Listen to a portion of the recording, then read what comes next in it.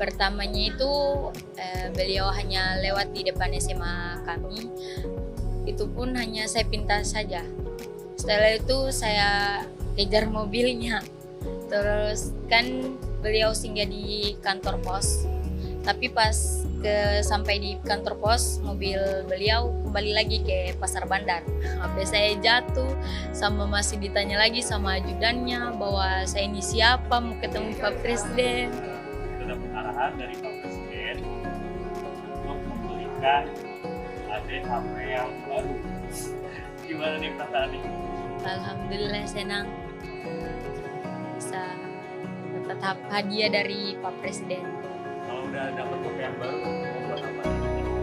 Buat belajar, hubungi orang tua, kalau bisa nomornya Pak Presiden juga.